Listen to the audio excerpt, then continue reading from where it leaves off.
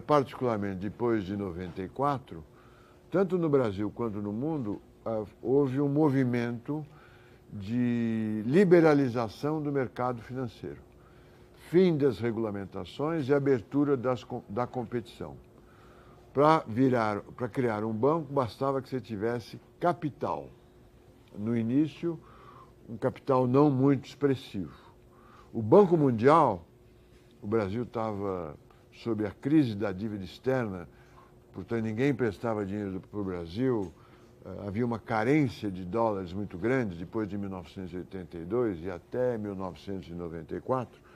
O Banco Mundial fazia empréstimos que ele chamava empréstimos de política econômica. Ele emprestava dinheiro para alguns países, para o Brasil, por exemplo, se o Brasil adotasse uma política que ele, Banco Mundial, considerasse correta.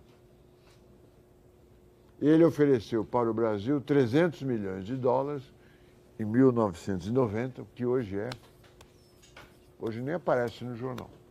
Ofereceu 300 milhões de dólares para que o Banco Central abrisse a possibilidade de criação de novos bancos. Apareceram os bancos múltiplos.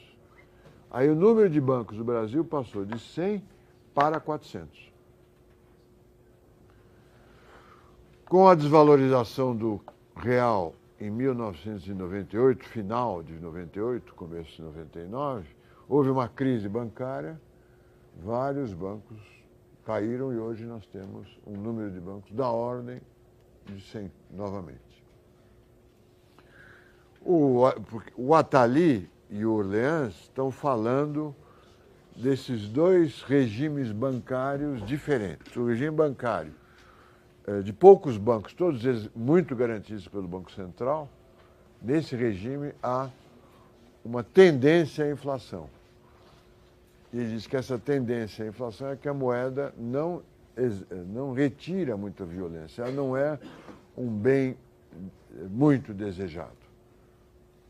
E no novo regime, o regime onde existe uma pluralidade de bancos e todos eles podem quebrar, principalmente depois do PROER.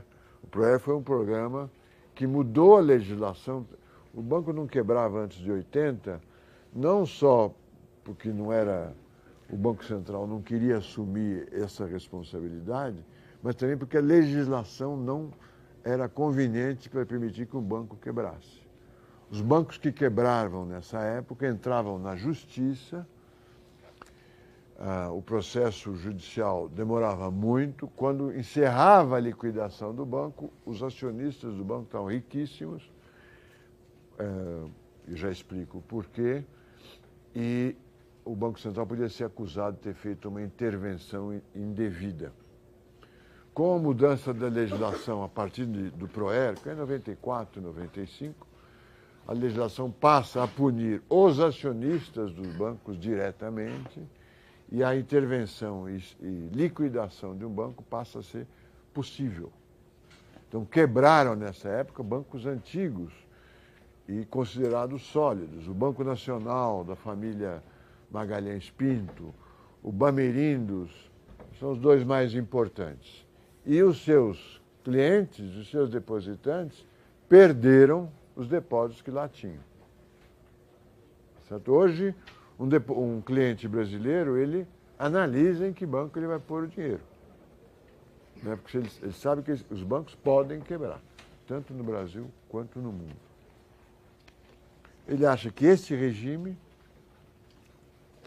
o regime que nós estamos vivendo, o dinheiro é mais importante, o dinheiro líquido, o dinheiro sem risco, quer dizer, o depósito do banco, o dinheiro mesmo, é mais importante, é mais significativo como um porto seguro de todas as incertezas da economia, por isso ele é mais desejado e por isso haveria uma tendência à deflação.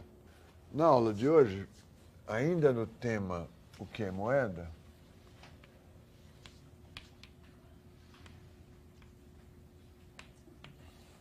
nós vamos ver moeda na semiótica.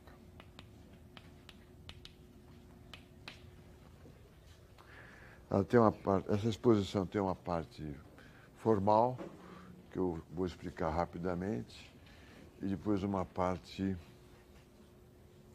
menos formal, que eu acho que é mais esclarecedora. Semiótica é a teoria que tenta estender os signos. O signo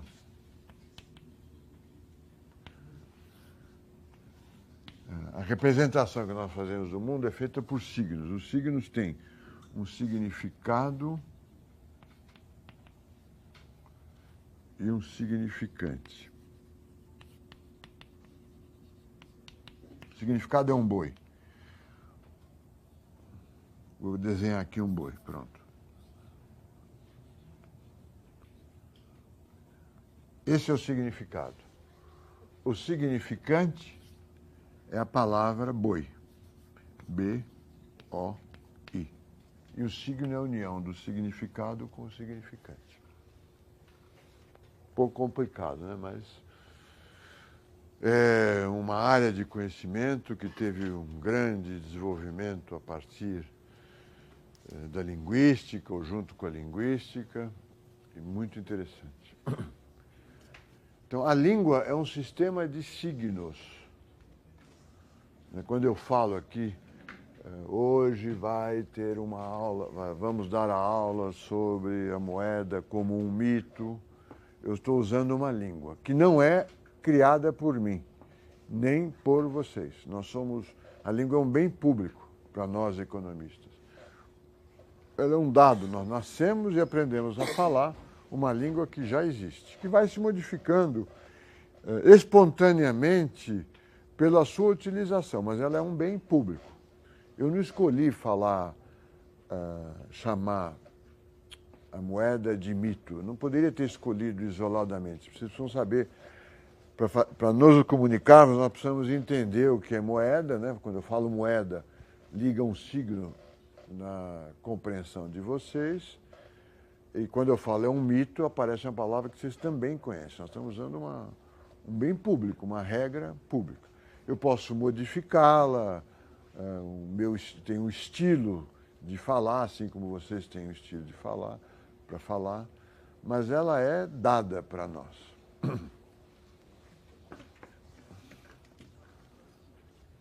E muda com o tempo, ela é viva, né? Apesar da gramática, das regras, ela é uma organização, uma instituição pública e viva.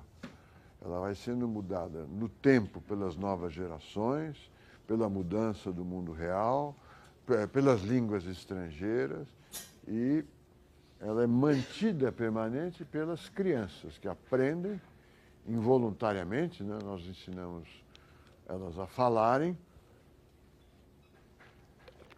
e aí sua vida é prolongada. Uma língua morta é que não tem crianças aprendendo essa língua, morta ou moribunda, né?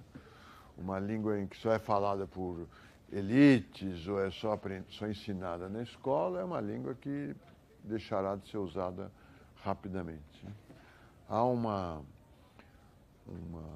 previsão de um decréscimo rápido e assustador do número de línguas que se fala no mundo, porque há populações primitivas que estão ficando muito pequenas, estão em contato com outras civilizações e a língua delas vai desaparecendo. Muito bem. Em semiótica chama-se mito a língua de uma língua, a língua da língua. Ou, se quiserem, o signo de um signo.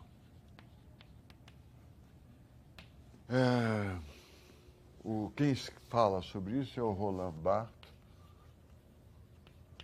no livro que é divertidíssimo, acho que vocês gostarão, Mitologia, que deve existir em português, Mitologias. É uma coleção de artigos que ele publicou na imprensa francesa nos anos 70. O Roland Barthes morreu nos anos 80.